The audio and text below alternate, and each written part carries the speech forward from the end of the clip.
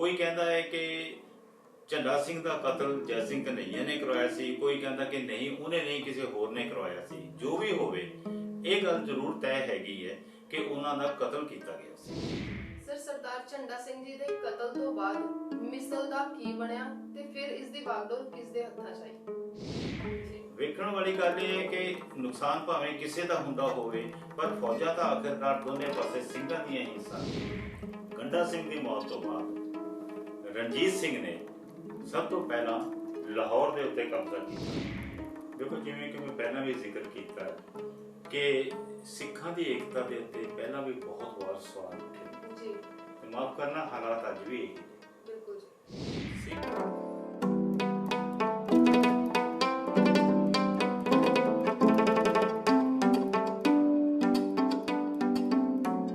Sir ਸਰਦਾਰ ਝੰਡਾ ਸਿੰਘ ਜੀ ਦੇ ਕਤਲ ਤੋਂ ਬਾਅਦ ਮਿਸਲ ਦਾ ਕੀ ਬਣਿਆ ਤੇ ਫਿਰ ਇਸ ਦੀ ਵਾਗਡੋਰ ਕਿਸ ਦੇ ਹੱਥਾਂ 'ਚ ਆਈ? ਜਿਵੇਂ ਕਿ ਆਪਾਂ ਪਹਿਲਾਂ ਵੀ ਜ਼ਿਕਰ ਕੀਤਾ ਹੈ ਕਿ ਘਰ ਦੇ ਵਿੱਚ ਜੇਕਰ ਕੋਈ ਚੰਗਾ ਤਾਕਤਵਰ ਯੋਧਾ ਸੂਰਬੀਰ ਪੁੱਤਰ ਹੋਵੇ ਤਾਂ ਉਸ ਮਿਸਲ ਦੀ ਜਾਂ ਉਸ ਰਿਆਸਤ ਦੀ ਵਾਗਡੋਰ ਉਸ ਦੇ ਹੱਥਾਂ ਵਿੱਚ ਦੇ ਦਿੱਤੀ ਜਾਂਦੀ ਹੈ।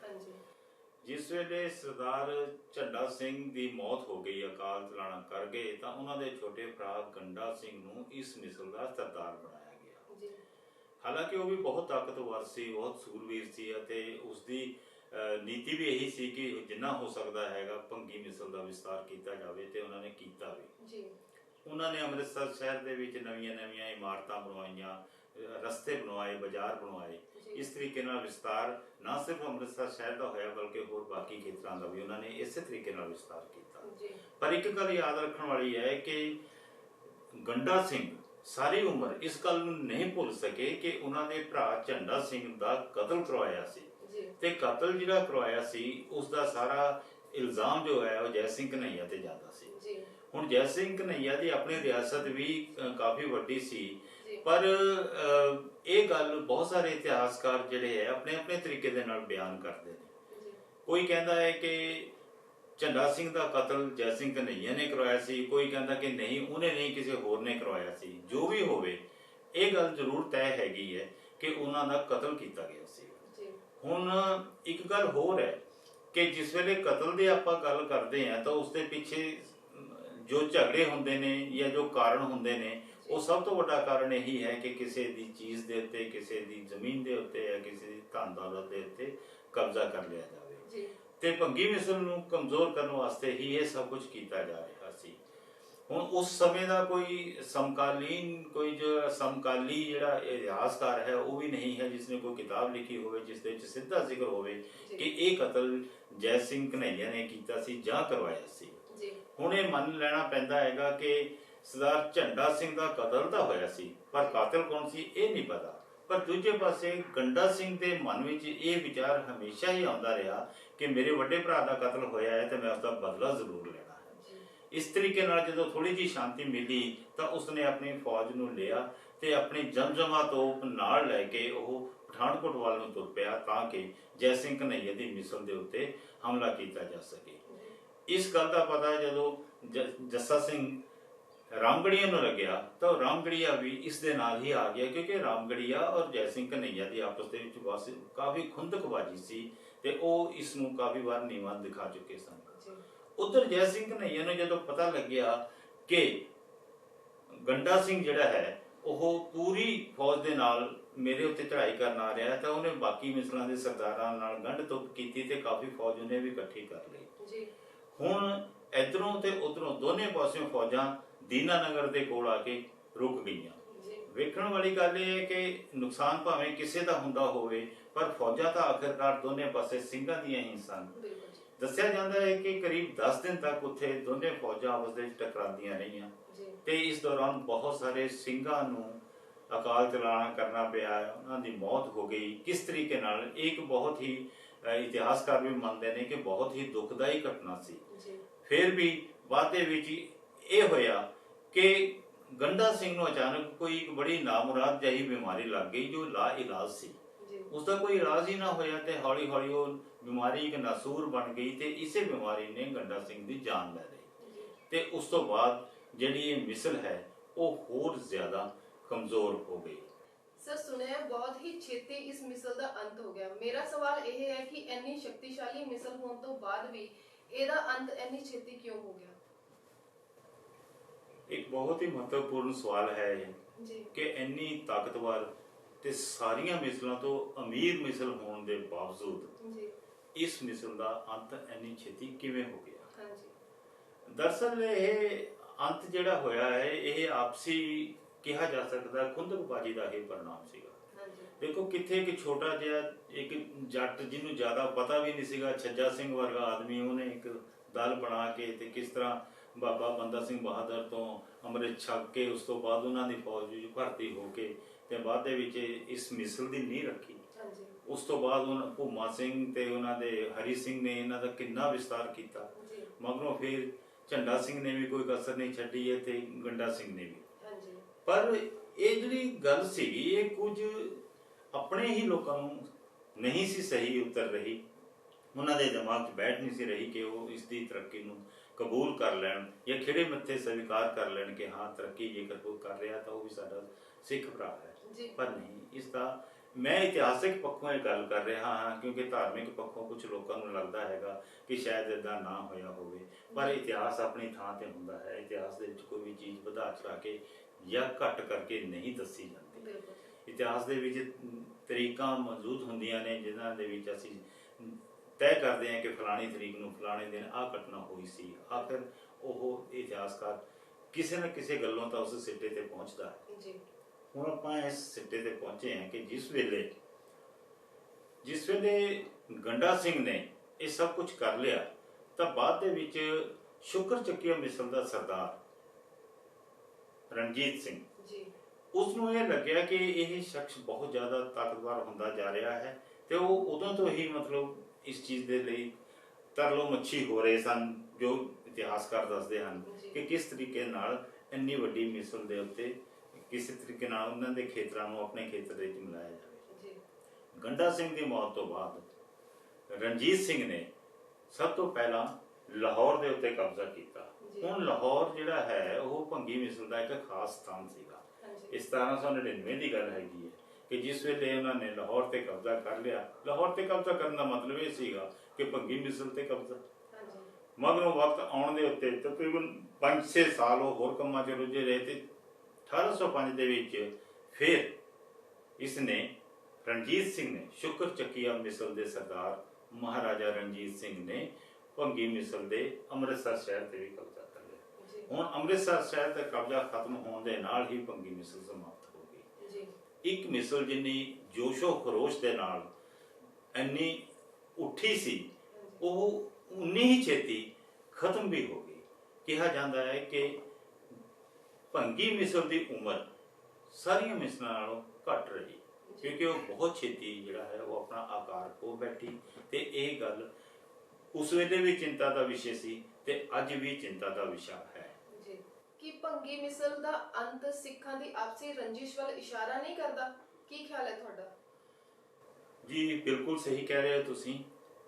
ਭੰਗੀ ਮਿਸਲ ਦਾ ਅੰਤ ਜੋ ਹੈ ਉਹ ਸਿੱਖਾਂ ਦੀ ਆਪਸੀ ਰੰਜਿਸ਼ ਵੱਲ ਹੀ ਇਸ਼ਾਰਾ ਕਰਦਾ ਹੈ। ਜੀ ਬਲਕਿ ਸੱਚ ਪੁੱਛੋ ਤਾਂ ਲੱਗਦਾ ਇਹੀ ਹੈ ਕਿ ਇਸ ਤੋਂ ਇਲਾਵਾ ਹੋਰ ਕੋਈ ਦੂਜਾ ਕਾਰਨ ਹੈ ਵੀ ਨਹੀਂ ਸੀ। ਵੇਖੋ ਕੀ ਹਾਲਾਤ ਸਨ ਜਦੋਂ ਬਾਬਾ ਬੰਦਾ ਸਿੰਘ ਬਹਾਦਰ ਪੰਜਾਬ 'ਚ ਆਏ ਸਨ ਸ੍ਰੀ ਗੁਰੂ ਗੋਬਿੰਦ ਸਿੰਘ ਜੀ ਤੋਂ ਥਾਪਨਾ ਲੈ ਕੇ। ਉਹਨਾਂ ਨੇ ਕਿਸ ਤਰ੍ਹਾਂ ਮਤਲਬ ਇੱਕ ਫੌਜ ਇਕੱਠੀ ਕੀਤੀ ਤੇ ਕਿਸ ਤਰ੍ਹਾਂ ਹੌਲੀ ਹੌਲੀ ਮੁਗਲਾਂ ਦੇ ਨਾਲ ਲੋਹਾ ਲੈ ਕੇ ਉਹਨਾਂ ਨੇ ਬਾਅਦ ਵਿੱਚ ਵਜ਼ੀਰ ਖਾਨ ਨੂੰ ਮਾਰਿਆ ਜੀ ਤੇ ਉਸ ਨੂੰ ਛੋਟੇ ਸਾਹਿਬਜ਼ਾਦਿਆਂ ਨੂੰ ਸ਼ਹੀਦ ਕਰਨ ਦੀ ਸਜ਼ਾ ਵੀ ਦਿੱਤੀ। ਜੀ ਪਰ ਇੱਕ ਪਾਸੇ ਤਾਂ ਉਹ ਸੀ ਜਿਹਦੇ ਨਾਲ ਕਿ ਹਰ ਸਿੰਘ ਜੁੜਿਆ ਜਾ ਰਿਹਾ ਸੀ। ਜੀ ਪਰ ਮਗਰੋਂ ਜਦੋਂ ਇਹ ਚੀਜ਼ਾਂ ਹੋ ਰਹੀਆਂ ਉਹਨਾਂ ਨੇ ਵੀ ਸ਼ਹਾਦਤ ਪ੍ਰਾਪਤ ਕਰ ਲਈ ਤੇ ਮਗਰੋਂ ਸਿੰਘ ਵੀ ਜਿਹੜੇ ਸੀ ਜੰਗਲਾਂ ਦੇ ਵਿੱਚ ਰਹਿਣ ਲੱਗ ਪਏ ਜਾ ਕੇ। ਉਸ ਤੋਂ ਬਾਅਦ ਹੌਲੀ ਹੌਲੀ ਜਿਵੇਂ ਹਾਲਾਤ ਬਦਲੇ ਨੇ, ਜਿੱਦਾਂ ਹੀ 1748 ਦੇ ਵਿੱਚ ਦਲ ਖਾਲਸਾ ਅਮਲ ਦੇ ਵਿੱਚ ਆਇਆ ਹੈ, ਸਰਦਾਰ ਕਪੂਰ ਸਿੰਘ ਨੇ ਨਵਾਬ ਕਪੂਰ ਸਿੰਘ ਨੇ ਜੋ ਹੈ ਉਹ ਇੱਕ ਮਿਸਲਾਂ ਦੀ ਜਦੋਂ ਇੱਕ ਵਿਉਂਤਬੰਦੀ ਕੀਤੀ ਹੈ ਤਾਂ ਉਸ ਤੋਂ ਬਾਅਦ ਥੋੜੇ ਜਿਹੇ ਤਾਕਤਵਰ ਹੋਣ ਤੋਂ ਬਾਅਦ ਸਿੰਘਾਂ ਨੂੰ ਪਤਾ ਨਹੀਂ ਕਿਉਂ ਏਦਾਂ ਲੱਗਣ ਲੱਗਿਆ ਕਿ ਆਪਾਂ ਜਿਹੜਾ ਹੈ ਇਸ ਤਾਕਤ ਨੂੰ ਵਧਾਉਣ ਦੇ ਲਈ ਆਪਣਿਆਂ ਤੇ ਵੀ ਹਮਲਾ ਕਰ ਸਕਦੇ ਹਾਂ। ਜੀ ਇੱਕ ਕਹਾਵਤ ਹੈ ਕਿ ਜਿਹੜਾ ਭੁੱਖਾ ਇਨਸਾਨ ਹੁੰਦਾ ਉਹ ਰੋਟੀ ਲੱਭਦਾ, ਬਿਲਕੁਲ ਜਦੋਂ ਉਸ ਨੂੰ ਰੋਟੀ ਮਿਲ ਜਾਂਦੀ ਹੈ ਤਾਂ ਫਿਰ ਉਹ ਸਵਾਦ ਭਾਲਦਾ। ਹਾਂਜੀ ਇੱਕ ਕਹਾਵਤ ਹੈ ਜੋ ਕਿ ਸੱਚੀ ਹੈ ਬਿਲਕੁਲ। ਐਸੇ ਤਰੀਕੇ ਨਾਲ ਸਿੰਘਾਂ ਨੂੰ ਜਦੋਂ ਤਾਂ ਉਹ ਇੱਧਰ ਉੱਧਰ ਦੌੜੇ ਫਿਰਦੇ ਸਨ ਤਾਂ ਉਹਨਾਂ ਨੇ ਏਕਤਾ ਬਣਾ ਲਈ। ਜਦੋਂ ਉਹਨਾਂ ਨੂੰ ਲੱਗਿਆ ਕਿ ਉਹਨਾਂ ਦੇ ਪੈਰ ਲੱਗ ਗਏ ਨੇ ਤਾਂ ਉਹਨਾਂ ਦੇ ਵਿੱਚ ਏਕਤਾ ਵਿੱਚ ਵੀ ਫੁੱਟ ਪੈਣ ਲੱਗ ਪਈ। ਇਸ ਵਾਸਤੇ ਇਹ ਕਹਿਣਾ ਬਿਲਕੁਲ ਜਾਇਜ਼ ਹੈ ਕਿ ਸਿੰਘਾਂ ਦੀ ਜਿਹੜੀ ਆਪਸੀ ਰੰਜਿਸ਼ ਸੀਗੀ ਉਹ ਹੀ ਇਸ ਮਿਸਲ ਦੇ ਪਤਨ ਦਾ ਕਾਰਨ ਬਣੀ।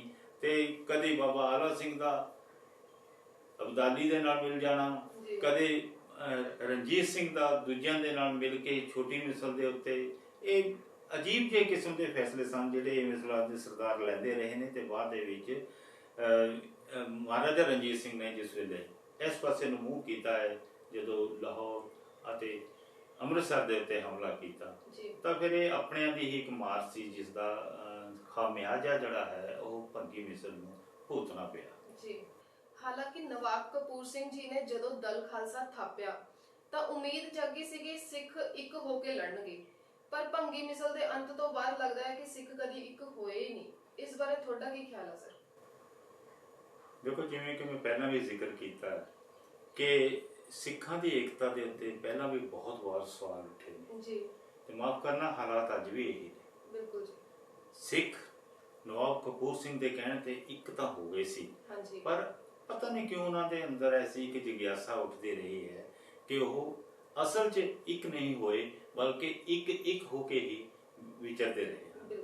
ਤੇ ਇਹੋ ਕਾਰਨ ਹੈ ਕਿ ਜਿਸ ਵੇਲੇ ਮਿਸਲਾਂ ਤਾਕਤਵਰ ਹੋਈਆਂ ਨੇ, ਆਪਾਂ ਪਹਿਲਾਂ ਵੀ ਜ਼ਿਕਰ ਕਰ ਚੁੱਕੇ ਹਾਂ ਕਿ ਉਹ ਤਾਕਤਵਰ ਹੋਣ ਦਾ ਉਹਨਾਂ ਨੇ ਉਸ ਤਰੀਕੇ ਨਾਲ ਉਸ ਵਿਉਂਤਬੰਦੀ ਨੂੰ ਉਦਾਂ ਨਹੀਂ ਲਿਆ ਜਿੱਦਾਂ ਕਿ ਲਿਆ ਜਾਣਾ ਚਾਹੀਦਾ ਸੀ। ਯਾਨੀ ਤਾਕਤ ਦਾ ਮਤਲਬ ਤਾਂ ਇਹ ਹੋਣਾ ਚਾਹੀਦਾ ਸੀ ਕਿ ਦੁਸ਼ਮਣ ਦੇ ਖਿਲਾਫ ਇਸਤੇਮਾਲ ਕੀਤੀ ਜਾਂਦੀ, ਪਰ ਤਾਕਤ ਕਿਤੇ ਆਪਣਿਆਂ ਦੇ ਖਿਲਾਫ ਵੀ ਇਸਤੇਮਾਲ ਕੀਤੀ ਜਾਣ ਲੱਗ ਪਈ। ਬਿਲਕੁਲ ਜੀ। ਸਰ, ਇੱਕ ਸਵਾਲ ਮੇਰੇ ਮਨ 'ਚ ਆ ਰਿਹਾ ਹੈ ਕਿ ਮਿਸਲਾਂ ਦੇ ਆਪਸੀ ਟਕਰਾਵ 'ਚ ਇਹਨਾਂ ਦਾ ਜਿਹੜਾ ਵਜੂਦ ਸੀ ਉਸ ਤੇ ਕੀ ਅਸਰ ਹੋਇਆ, ਥੋੜਾ ਵਿਸਥਾਰ ਨਾਲ ਦੱਸੋਗੇ? ਜੀ, ਇਸ ਸਵਾਲ ਦੇ ਉੱਤੇ ਹੋਰ ਭਾਵੇਂ ਜਿੰਨੇ ਮਰਜ਼ੀ ਸਵਾਲ ਖੜੇ ਕੀਤੇ ਜਾਣ ਤਾਂ ਵੀ ਘੱਟ ਨੇ ਜੀ, ਕਿਉਂਕਿ ਇਹ ਸਵਾਲ ਆਪਣੇ ਆਪ 'ਚ ਬਹੁਤ ਵੱਡਾ ਹੈ ਕਿ ਅਸੀਂ ਇੰਨੀ ਤਾਕਤ ਹਾਸਲ ਵੀ ਕਰ ਲਈ ਸੀ ਜੀ, ਤੇ ਫਿਰ ਵੀ ਅਸੀਂ ਮਤਲਬ ਕਿੱਥੇ ਜਾ ਕੇ ਅਸੀਂ ਕਮਜ਼ੋਰ ਹੁੰਦੇ ਚਲੇ ਗਏ, ਤੇ ਸਾਡਾ ਜਿਹੜਾ ਰਾਜ ਕਾਜ ਹੈ ਉਹ ਇੰਨਾ ਜ਼ਿਆਦਾ ਲੰਬਾ ਕਿਉਂ ਨਹੀਂ ਹੋਇਆ। ਦੇਖੋ, ਜਦੋਂ ਕਿਸੇ ਦੇ ਘਰ ਦੇ ਵਿੱਚ ਰੋਜ਼ ਕਲੇਸ਼ ਹੁੰਦਾ ਰਹੇ ਤਾਂ ਉਸਦਾ ਸਭ ਤੋਂ ਪਹਿਲਾ ਫਾਇਦਾ ਜਿਹੜਾ ਹੈਗਾ ਉਹਦੇ ਗੁਆਂਢੀਆਂ ਨੂੰ ਹੁੰਦਾ ਹੈ, ਜੇਕਰ ਉਹ ਲੈਣਾ ਚਾਹਣ ਤਾਂ। ਇਸੇ ਤਰੀਕੇ ਨਾਲ ਕੀ ਹੈ ਕਿ ਜਦੋਂ ਸਾਡੇ ਇੱਥੇ ਹਿੰਦੁਸਤਾਨ ਦੇ ਉੱਤੇ ਹਮਲੇ ਹੋਏ ਨੇ ਤਾਂ ਹਮਲਿਆਂ ਦੇ ਲਈ ਸਾਡਾ ਜਿਹੜਾ ਰਾਹ ਸੀ ਉਹ ਪੰਜਾਬ ਚੋਂ ਹੋ ਕੇ ਹੀ ਨਿਕਲਦਾ ਸੀ, ਚਾਹੇ ਉਹ ਫਾਰਸ ਤੋਂ ਉੱਠ ਕੇ ਆਉਣ ਲੋਕ, ਚਾਹੇ ਈਰਾਨ ਤੋਂ ਉੱਠ ਕੇ ਆਉਣ, ਚਾਹੇ ਕਾਬਲ ਕੰਧਾਰ ਤੋਂ ਉੱਠ ਕੇ ਆਉਣ, ਉਹਨਾਂ ਲੋਕਾਂ ਨੇ ਸਭ ਤੋਂ ਪਹਿਲਾਂ ਪੰਜਾਬ ਦੇ ਵਿੱਚੋਂ ਹੀ ਲਾਂਘਾ ਪਾਇਆ। ਤੇ ਉਹ ਉੱਥੋਂ ਚੱਲਣ ਤੋਂ ਪਹਿਲਾਂ ਉਹ ਲੋਕ ਇਸ ਚੀਜ਼ ਦੀ ਬਹੁਤ ਜਾਂਚ ਕਰਦੇ ਸਨ ਕਿ ਉੱਥੇ ਸੂਰਵੀਰ ਕੌਮ ਕਿਹੜੀ ਹੈ, ਤਾਕਤਵਰ ਕੌਣ ਨੇ। ਜਦੋਂ ਕਿ ਜਿੱਦਾਂ ਤੁਹਾਨੂੰ ਯਾਦ ਹੋਏਗਾ, ਜਦੋਂ ਆਪਾਂ ਪਾਨੀਪਤ ਦੀ ਤੀਜੀ ਲੜਾਈ ਦਾ ਆਪਾਂ ਜ਼ਿਕਰ ਕੀਤਾ ਸੀਗਾ ਤਾਂ ਉਸ ਦੇ ਵਿੱਚ ਕੀ ਸੀਗਾ ਕਿ ਮਰਾਠੇ ਜਿਹੜੇ ਬਹੁਤ ਤਾਕਤਵਰ ਸੀਗੇ, ਜਿਹੜੇ ਦਿੱਲੀ ਦੇ ਉੱਤੇ ਵੀ ਸ਼ਾਸਨ ਕਰ ਰਹੇ ਸਨ, ਪਰ ਨਹੀਂ, ਹਮਲਾਵਰ ਨੂੰ ਲੱਗਿਆ ਕਿ ਇਹਨਾਂ ਨੂੰ ਵੀ ਕਮਜ਼ੋਰ ਕੀਤਾ ਜਾ ਸਕਦਾ ਹੈ। ਫਿਰ ਉਹਨਾਂ ਨੂੰ ਲੱਗਿਆ ਕਿ ਸਿੱਖਾਂ ਤੋਂ ਵੱਡੀ ਤਾਕਤਵਰ ਕੋਈ ਕੌਮ ਹੈ ਹੀ ਨਹੀਂ। ਫਿਰ ਉਹਨਾਂ ਨੇ ਕੀ ਕੀਤਾ ਕਿ ਸਿੱਖਾਂ ਦੇ ਵਿੱਚ ਜਿਹੜੀ ਆਪਸੀ ਮਾਰਕਾਟ ਸੀਗੀ, ਜਾਂ ਤੁਸੀਂ ਕਹਿ ਸਕਦੇ ਹੋ ਵੈਰ ਵਿਰੋਧ ਸੀਗਾ, ਉਹਨਾਂ ਨੇ ਸਿੱਖਾਂ ਦੀ ਉਸ ਕਮਜ਼ੋਰ ਕੜੀ ਨੂੰ ਤਲਾਸ਼ਣ ਦੀ ਕੋਸ਼ਿਸ਼ ਕੀਤੀ। ਤੇ ਉਹਨਾਂ ਦੇ ਜਿਹੜੇ ਸੂਈਏ ਸੀਗੇ, ਜਿਹੜੇ ਉਹਨਾਂ ਦੇ ਲਈ ਤੁਸੀਂ ਕਹਿ ਸਕਦੇ ਹੋ ਆਮ ਭਾਸ਼ਾ 'ਚ ਕਿ CID ਕਰਦੇ ਸਨ, ਉਹਨਾਂ ਨੇ ਹੀ ਇੱਥੋਂ ਇਹ ਖਬਰਾਂ ਪਹੁੰਚਾਈਆਂ ਕਿ ਸਿੱਖ ਜਿਹੜੇ ਹੈਗੇ ਨੇ ਇਸ ਥਾਂ ਤੇ ਵੰਡੇ ਹੋਏ ਨੇ, ਇਸ ਥਾਂ ਤੇ ਵੰਡੇ ਹੋਏ ਨੇ। ਤੇ ਇਹ ਜਿਹੜੀ ਆਪਸ ਦੀ ਵੰਡ ਸੀਗੀ ਉਹ ਇਸ ਗੱਲ ਪਾਸੇ ਇਸ਼ਾਰਾ ਕਰਦੀ ਸੀ ਕਿ ਜਿਹੜਾ ਦੁਸ਼ਮਣ ਹੈ ਉਸ ਨੂੰ ਤੁਹਾਡੇ ਉੱਤੇ ਹਮਲਾ ਕਰਨ ਦਾ ਮੌਕਾ ਮਿਲ ਗਿਆ।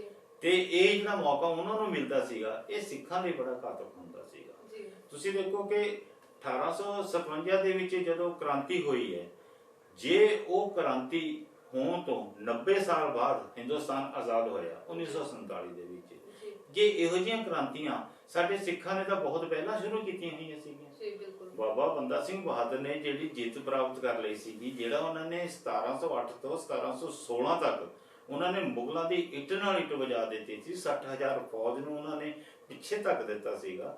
ਇਹੋ ਜਿਹੇ ਕਾਰਨਾਮੇ ਕਰਨ ਵਾਲੇ ਸਿੰਘ ਫਿਰ ਮਾਰ ਕਿੱਥੇ ਖਾ ਗਏ?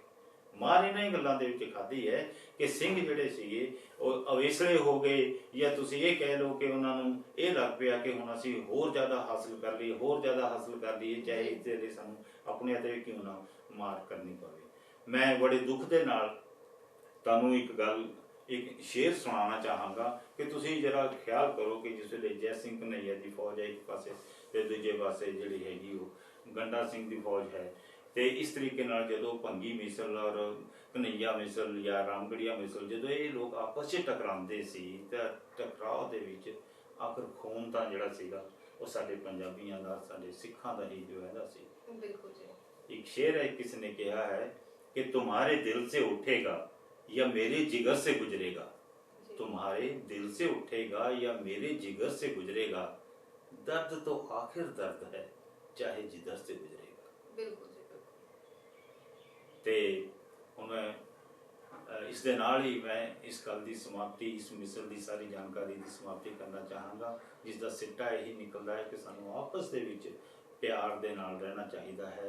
अज जो हालात ने देश की जिहड़ी राजनीतिक लीडरशिप है वो भी आपस दे विच वंडी पई है, इन्ना ज़्यादा सिखां दा घाण हो रहा है, जो कुछ भी इस वेले हो रहा है सिखां दा नहीं पंजाबियां दा बहुत ज़्यादा हो रहा है।